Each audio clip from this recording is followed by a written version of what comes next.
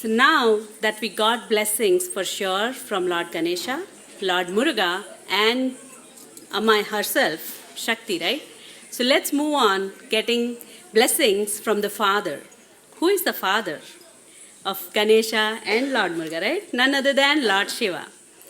The mystical resonance of Lingastakam and Ashtakam, composed of 8 divine verses in Sanskrit, echoes through temple corridors across India, captivating countless devotees. Penned by His Holiness Sri Adi Shankaracharya, regarded as an embodiment of Lord Shiva himself, his sacred hymn is adorned with melodies that transcend time and space, sung by the legendary Sri S.P. Balasubramaniam sir, whose voice resonates with timeless elegance. Each note carries the essence of devotion and reverence. We bow to you, sir. As we offer our humble tribute to the divine, we present our performers, the Bilvapatras, Bhavyashri Yarlagadda, Likhita Pidikitti, Samyuta Tattipamula, Shrestha Tenali, and Srinika Pandian. In their graceful rendition, may they invoke the blessings of the divine.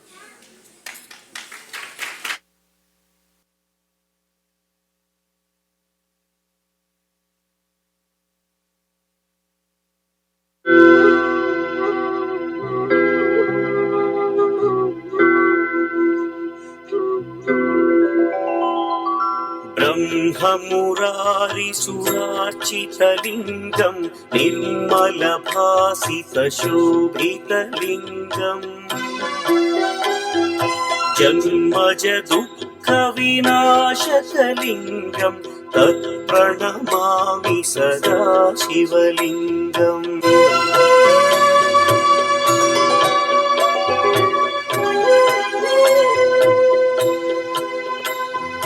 देवमुनिप्रवरार्चितलिङ्गं कामदहन करुणाकरलिङ्गम् रावणदर्पविनाशकलिङ्गं तत्प्रणमामि सदा शिवलिङ्गम्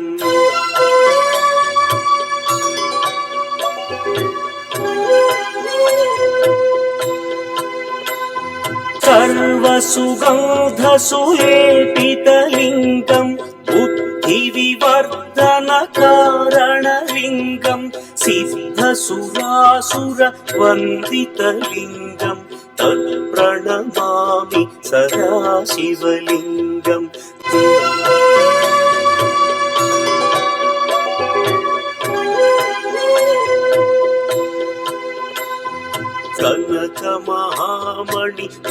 कनकमहामणिभूषितलिङ्गं मणिपतिवेष्टितशोभितलिङ्गम् दक्षसुयज्ञविनाशनलिङ्गं तत्प्रणमामि सदा शिवलिङ्गम्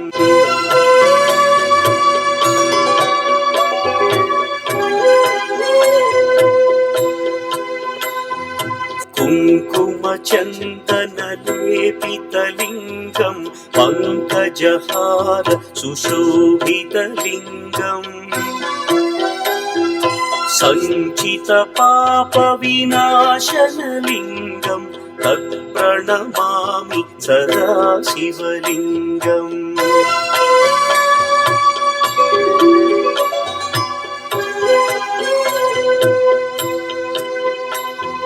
देवगणार्चितसेवितलिङ्गं भावैर्भक्तिभिरेव च लिङ्गं दिनकरकोटिप्रभाकरलिङ्गं तत्प्रणमामि सदा शिवलिङ्गम् अष्टदलोपरिवेष्टितलिङ्गं सर्वसमुद्भवकारणलिङ्गम्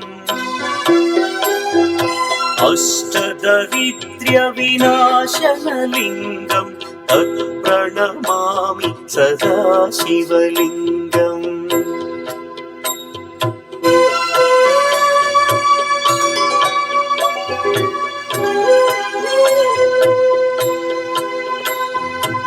सुरगुरु सुरवर पूजितलिङ्गं सुरवन पुष्प सदार्चितलिङ्गम्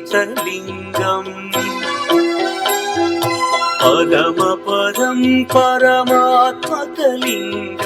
तत्प्रणमामि सदा शिवलिङ्गम् लिङ्गाष्टकमिदं पुण्यं यः पठेच्छिवसन्निधौ